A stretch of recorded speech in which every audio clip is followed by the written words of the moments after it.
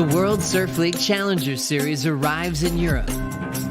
The Atlantic Ocean converges with rugged cliffs of Ericeira, Portugal, hosting an endless playground of year-round world-class waves. Here, surfing's next crop of superstars continue their pursuit of one common goal: a spot on the World Surf League Championship Tour. Now is the time to seize the opportunity with hopes of securing a spot on surfing's biggest stage. For some, the return to the CT will be familiar. For others, a dream coming to life. The quest for qualification continues at the EDP Ericeira Pro.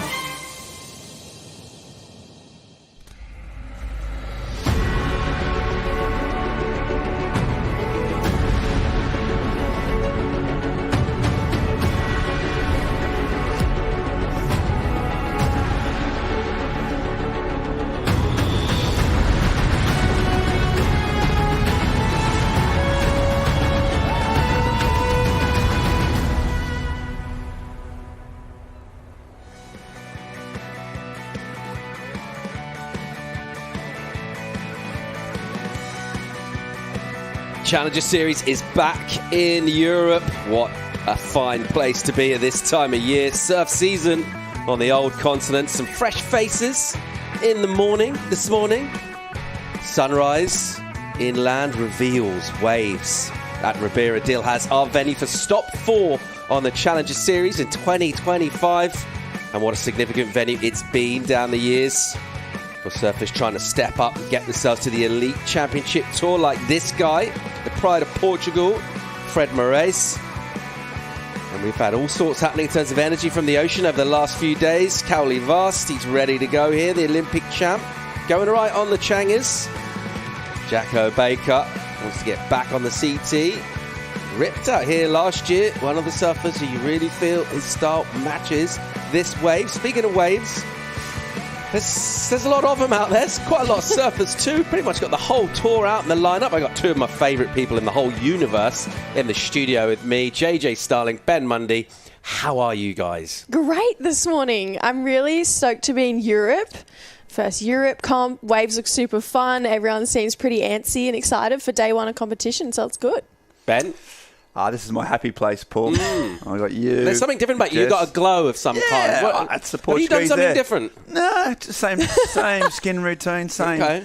Well, you look great. Good vibes. Thanks. I feel great. Yeah, and great to be back in Portugal. There's waves. The best surfers are here.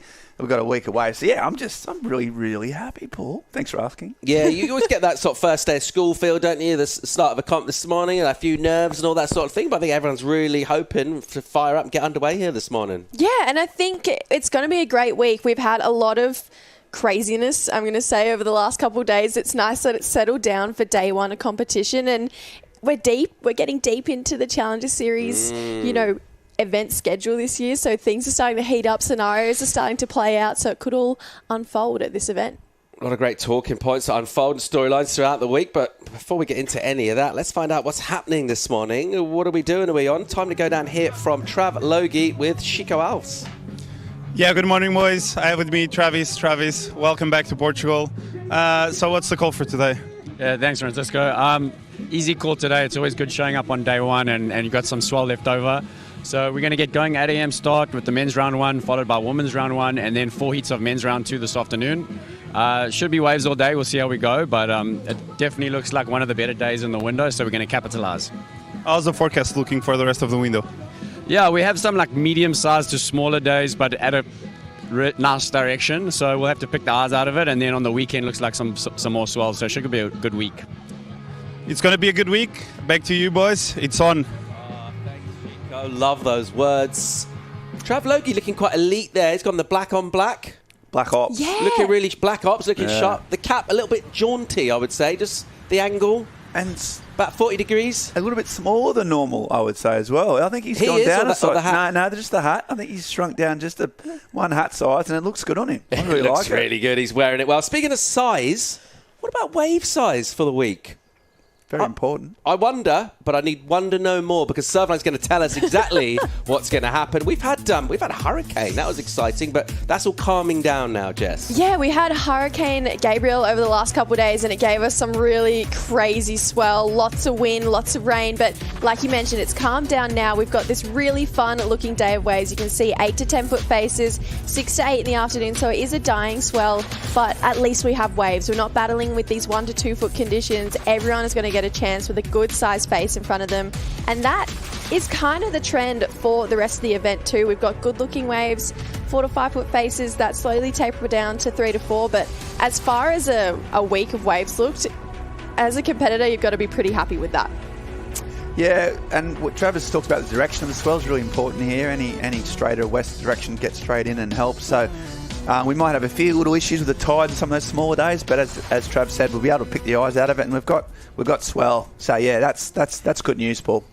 Yeah, reasonably small tides at the moment relative for Europe as well. Let's see how we go throughout the week here, but very encouraged with the energy that we're already seeing this morning. Getting ready to kick things off here in Portugal on stop 4 of the Challenger Series, and being back in Europe is always nice, and it's great to see the Europeans going so well, particularly on the women's side, dominating the Challenger Series rankings. We're going to go to a quick break. When we come back, we'll be talking to the European women. We'll be right back.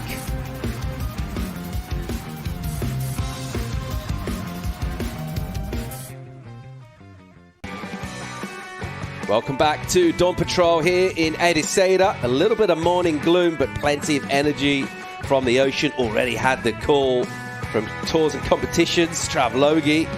We're going to be kicking things off around 8:30 here this morning. First day of our waiting periods. Crowd filling in there, anticipating the energy. And obviously, Challenger Series, the reason why we're here, it's all about stepping up towards that C tier. And we're already looking at the rankings and see who's making moves so far this year. And one of our stories this year, like the big takeaway on the women's side, has been the dominance of the Europeans, Jess. Yeah, they've been on fire, and I feel like they've all been feeding off each other as well. As soon as we see one go a little further into the draw, the rest of them, they want to make that. So I love this competitive rivalry that we're seeing back and forth between all the European ladies, and it's making for some great entertainment for all of us as well. What do you put this down to? Why are the Euros going so good so far? Yeah, it's interesting, isn't it? Because on the men's side, we've had probably the opposite. There's been a bit of a drop-off, but these, except for Tia Zabrowski, who's quite younger, the other four are all been surfing with each other and against each other for probably since they were, for 10 years, since they were 15, 14. So they're a real rivalry. So I think they're all pushing each other. I think that's a big part of it. There's 4 or 5 girls, all from the same side, all been surfing these waves together, and they all just want to get to that all-important CT. So I think that's helped them a lot. Yeah, that dominant name, TT Zabrowski out of France, the youngster, has been unbelievable, just scorching through this year.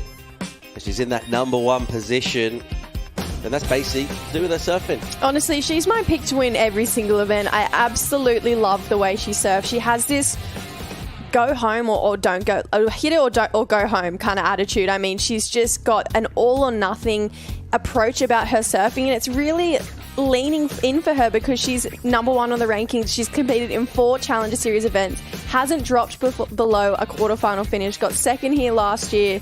She's just looking so good, and her headspace, that's what really stands out for me. She's 14 years old, and she's surfing like she's been doing it for years. Yeah, and it's hard to think that you put that age out of your mind a bit, but what's sort of crazy is that her progression, her development is sort of happening in real time. Even from event to event, she's getting a better surfer. That's what happens when you're 14. So she's still got so much more improvement. The fact that she's number 1 now is incredible. Yeah, so she's a star of the sport. So in our top 7 on the Challenger Series for the women, we've got 5 Europeans. Yo-Yo Hopkins, look, in number 2 at the moment. She'll be looking to win this event. Nadia Aristabe, the Goofy's gone well here in the past. Kika Veselko already with a win this year, part of that strong Portuguese unit. And of course, Teresa Bonvalot with a ton of experience, also primed and ready to fire on the Challenger Series. Yeah, I'm excited to see how they go here in Portugal, because now that they're back in their hometown, is pressure on? Is it going to be a little bit trickier? Are we going to see this consistency roll through? So many people compete at home and they usually have their worst events because you put that added pressure on yourself. But let's see if these European ladies can keep rising the way they have this year. Yeah, that story, though, about Zabrowski, I mean, it's sort of almost reminiscent of like a young Jeremy Flores when he sort of came on the scene really young and he was still kind of growing but already getting results. And had the kind of surfing, but also had that competitive aggression, like wasn't scared of anyone, super self-confident, no kind of deferential treatment around the event site. It's quite scary, isn't it? Yeah, she does. Frightening. Yeah, it is. For that age, she's got both parents were professional athletes, so she's got that competitive mindset from a young age. And yeah, you're right. Last year when she was 13, she said, I'm going to be on the CT. That's all I want to do. Didn't care who she was up against. So yeah, you put that natural talent with that sort of just inbuilt mindset, and you've got a pretty scary package. And I think something that's going to change the sport potentially. So yeah, exciting to watch. We don't want to put too much pressure on her, but the fact that she's number one on the Challenger Series ratings mean we have to talk about it because she's so phenomenal. Be really interesting to see how she goes out here in Ericeira after making the final last year. Loads of cool storylines in the mix for the women. Also for the men as well. We've got some new names making some statement performances and some old familiar favourites going really well on the Challengers so far this year. We're going to take a quick break. When we come back to Dawn Patrol, we'll be chatting about the boys. Stay tuned.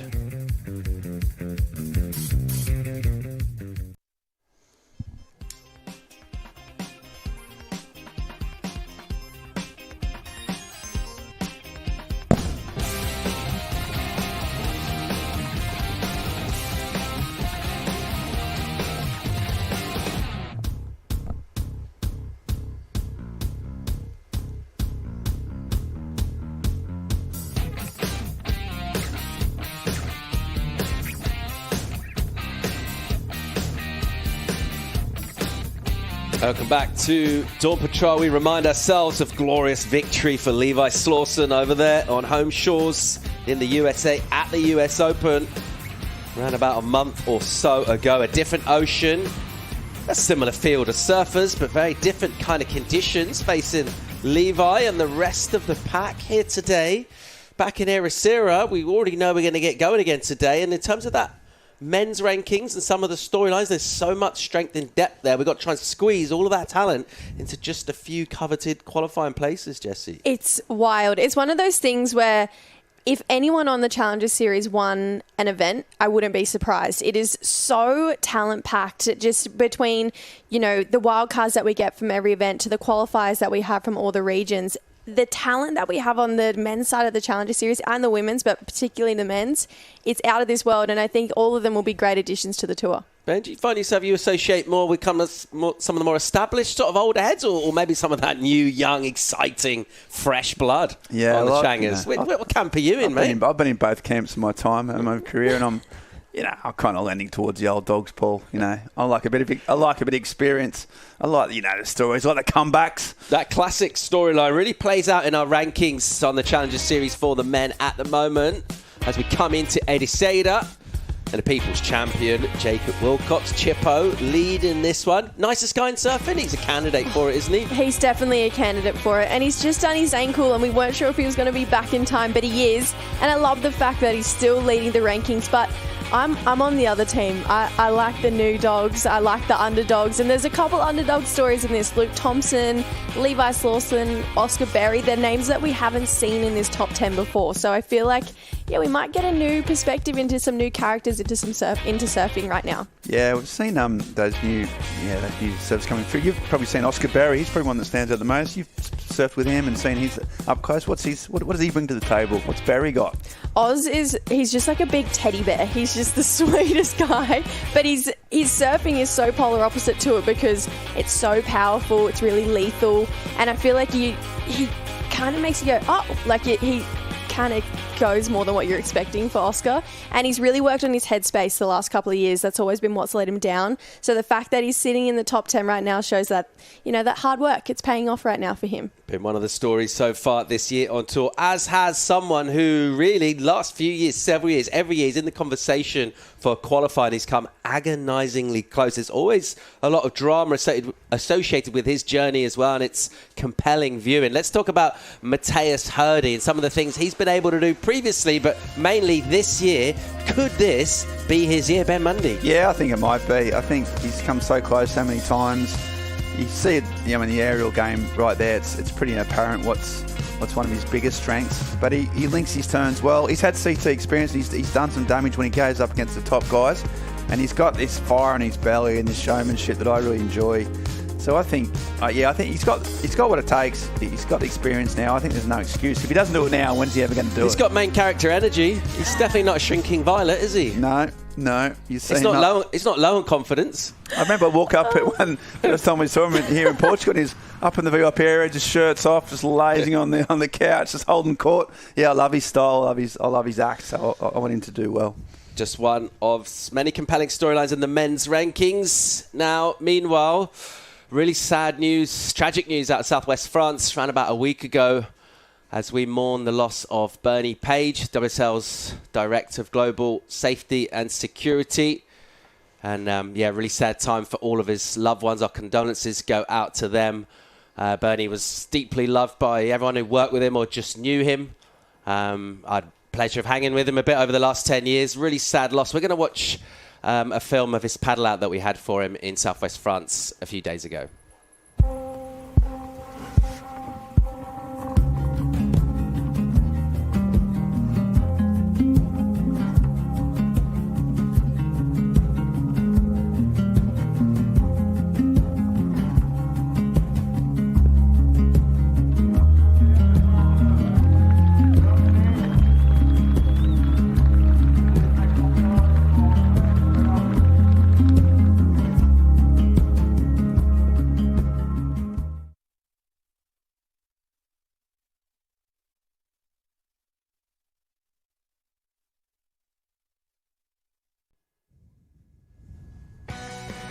You're watching Dawn Patrol from the EDP Ericeira Pro. First day of competition. We're kicking off pretty soon.